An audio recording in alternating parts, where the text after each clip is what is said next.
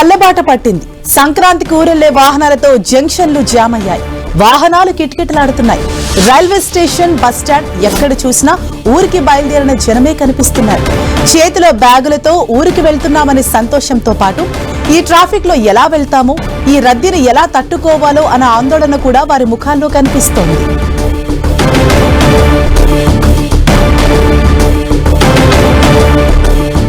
తెలుగువారికి పెద్ద పండుగ సంక్రాంతి. ఎంత దూరంలో ఉన్నా సరే, ఎక్కడున్నా సరే సంక్రాంతికి ఊరెళ్లాలనే ఆలోచన ప్రతి ఒక్కరిలో ఉంటుంది. పండుగ 2 నెలల ముందు నుంచి ఎలా వెళ్లాలి, ఎప్పుడు వెళ్లాలి అని ప్లాన్ చేసుకుంటారు. ఆఫీసులు ఇచ్చే హాలిడేస్ ఎన్ని, పెట్టాల్సిన లీవులెన్ని అని ముందే ప్రిపేర్ చేసుకుంటారు. మరి ఆ సెలవులు రానే వచ్చాయి. ఇకేముంది, జనం రైట్ అంటూ ఊరెళ్తున్నారు. అందుకే హైదరాబాద్ లోని ఏ బస్ స్టాండ్ చూసినా, ఏ రైల్వే స్టేషన్ చూసినా రద్దీతో కనిపిస్తున్నాయి. తెలంగాణ, ఆంధ్రప్రదేశ్ లోని రోడ్లు జామ్ అయ్యాయి.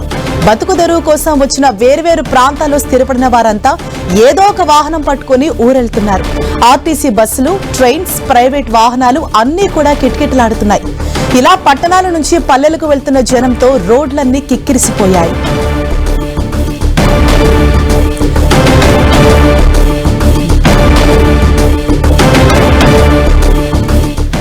రైట్, విజయవాడ బస్టాండ్ నుంచి మరింత సమాచారంతో మా ప్రతినిధి విజయ్ చంద్రన్ మనకు అందుబాటులో ఉన్నారు.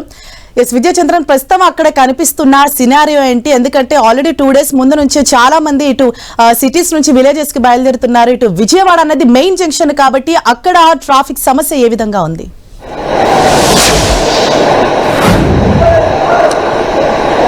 సంక్రాంతి సేవల కోసం, సంక్రాంతి పండుగను బంధుమిత్రులతో ఎంజాయ్ చేసేందుకు కోసం, తమ కుటుంబాలను కలుసుకునే కోసం అని చెప్పేసి సిటీల నుంచి పల్లెల బాట పడుతూ ఉన్నారు.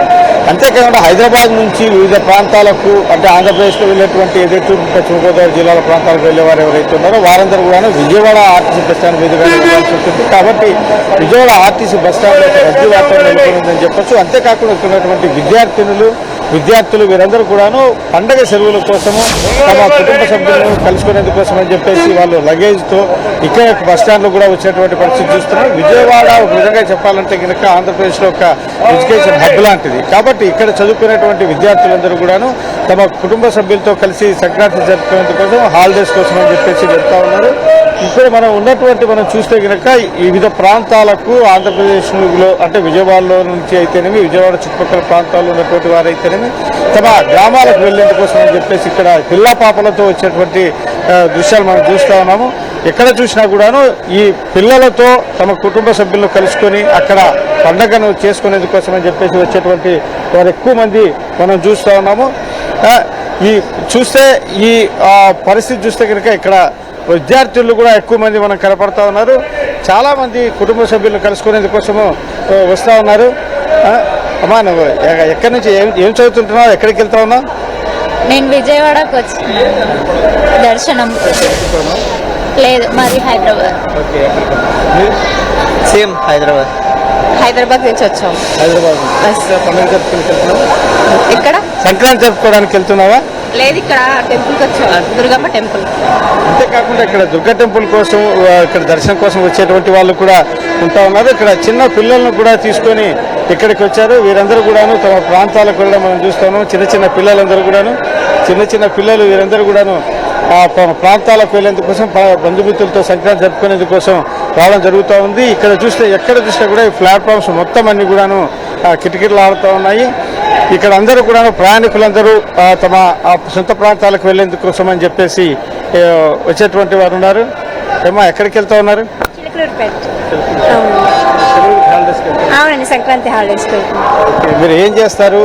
మీరు ఎక్కడి నుంచి వస్తూ ఉన్నారు? ఈ పండుగను ఎలా జరుపుకోబోతున్నారు? అంటే మా ఇంకా హాలిడేస్ వస్తేనే కదా సార్ వెళ్ళేది ఊరికి, అదే అందుకని వెళ్తున్నాము. పొద్దున వచ్చాము, చాలా రష్గా ఉంది, అసలు బస్సు ఇంతవరకు రాలేదు. పిల్లలందరితో కలిపి వచ్చారా? అవునండి, 3. ఇక్కడ పిల్లలందరితో కలుపుకొని రావడం జరుగుతూ ఉంది. వీళ్ళందరూ కూడాను జనాలతో కిటకిటలాడుతున్నటువంటి దృశ్యాలు మనం చూస్తాం. బస్సులో ఇక్కడ మన విజువల్లో చూడొచ్చు. ఇక్కడ బస్సులో వచ్చేందుకోసం ఎక్కేందుకోసం అని చెప్పేసి చాలామంది ప్రయాణికులు బస్సుల దగ్గర వెయిట్ చేయడం చూస్తూ ఉన్నాము. కొంతమంది రిజర్వేషన్ చేసుకున్నవారు, కొంతమంది రిజర్వేషన్ చేసుకునే వారు కూడా ఉన్నారు. బస్సులో సీట్ల కోసం అయితే కనుక వీళ్ళు ఎదురు చూస్తూ ఉన్నారు. రిజర్వేషన్ తర్వాత మిగిలిన సీట్లలో కూర్చోవచ్చు అని చెప్తున్న నేపథ్యంలో చాలామంది రిజర్వేషన్ సీట్లు ఫిల్గా అయిన తర్వాత తాము కూర్చోవాలని చెప్పేసి వెయిట్ చేస్తూ ఉన్నారు. ఇప్పుడు చూస్తే కనుక జనాలతో కిటకిటలాడుతూ ఉంది. ఎక్కడ చూసినా కూడాను విజయవాడ బస్ స్టేషన్ మొత్తం కూడాను ప్రయాణికులతో కిటకిటలాడుతూ ఉంది. వీరందరూ కూడా ఎక్కువ మంది చూస్తే కనుక విద్యార్థులు అయితేనేమి, తర్వాత హాలిడేస్ ఫ్యామిలీస్తో ఎంజాయ్ చేసేందుకోసం అయితేనేమి వీరు ఎక్కువగా వెళ్తూ ఉన్నారు. పండుగ వాతావరణం అంతా ఈ ఒక విధంగా చెప్పాలంటే కనుక ఈ సంక్రాంతి పండుగ అనేది ఈ ప్రధానంగా చూస్తే ఈ తూర్పు పశ్చిమ గోదావరి, గుంటూరు జిల్లాలు, తర్వాత కాకినాడ ఈ ప్రాంతాలంతట్లో కూడా ఎక్కువగా జరుపుకుంటారు. ఈ ప్రాంతాలకు ప్రధానమైనటువంటి పండుగ ఏదంటే కనుక సంక్రాంతి. కాబట్టి ఈ సంక్రాంతి పండుగ కోసము తమ సొంత గ్రామాలకు వెళ్ళి అక్కడ పండుగను బాగా చేసుకునేందుకోసం అని చెప్పేసి వచ్చేటువంటి ప్రయాణికులు ఇప్పుడు మనం చూసినటువంటి ఈ విజువల్ ఏదైతే ఉందో హైదరాబాదు తర్వాత ఇతర నగరాల నుంచి వచ్చేటువంటి ఏదైతే సిటీలోకి వచ్చేటువంటి ఈ బస్ స్టాప్ ఇదంతా. ఇక్కడ ఈ ప్లాట్ఫామ్స్ మీద ఇతర ప్రాంతాల నుంచి వచ్చేటువంటి బస్సులు ఇక్కడికి వస్తాయి. ఇక్కడ వీళ్ళందరూ కూడాను ఒక గుంపులుగా సాధారణంగా అయితే కనుక ఈ టైంలో ఇంత రద్దీ ఉండదు. ఇప్పుడు మనం చూస్తున్నటువంటి విజువల్ చూస్తే కనుక ఈ ఇతర ప్రాంతాల నుంచి విజయవాడకు వచ్చి ఇక్కడి నుంచి వెళ్ళేటువంటి ప్రయాణికులు ఇప్పుడు మనం చూస్తూ ఉన్నాం. మొత్తంగా విజయవాడలో ఈ ప్రయాణికులతో విజయవాడ బస్ స్టేషన్ కలకలాడుతూ ఉంది.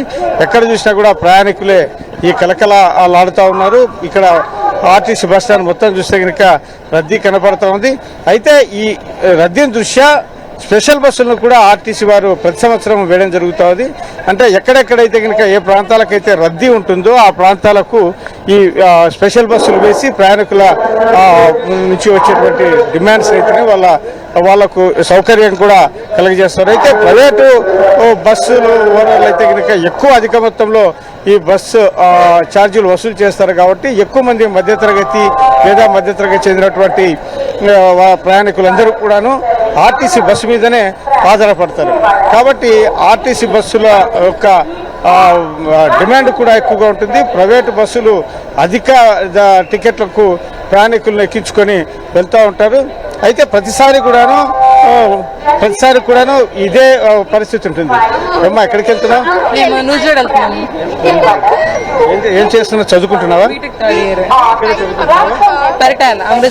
పరిటాల అమృత్ సాయి పండగ చేసుకునేందుకోసం వెళ్తా ఉన్నారా? సంక్రాంతికి అని చెప్పింది మాది నూజివేడ్ సైడే, నేను కూడా అమృత్ సాయి మాది అదే నూజివేడ్, మాది అవనిగడ్డ సైడ్ అమృత సాయి కాలేజ్. ఏంటి సార్ మీరందరూ కూడాను పండగను బాగా జరుపుకునే కోసం వెళ్తా ఉన్నారు. ఈ రద్దీ ఇక్కడ కనపడతా ఉంది. ఎక్కువ మంది చూస్తే స్టూడెంట్స్ ఎక్కువగా కనపడతా ఉన్నారు. ఎందుకంటే విజయవాడలో ఉన్నటువంటి ఇన్స్టిట్యూషన్స్ లో చదువుకునేటువంటి కాలేజీలో చదువుకునేటువంటి వారు ఎక్కువ మంది కూడా తమ తల్లిదండ్రులతో అయితే కుటుంబ సభ్యులతో అయితేనేమి పండుగ జరుపుకునేందుకు వెళ్తా ఉన్నారు. వీరందరూ కూడా బస్సుల కోసం వెయిట్ చేయడం జరుగుతూ ఉంది. మొత్తంగా ఈ విజయవాడ బస్ స్టేషన్ అయితే కనుక సంక్రాంతి పండుగ సందర్భంగా ప్రయాణికులతో కలకలాడుతూ ఉంది. Right, thanks for the updates Vijay Chandran.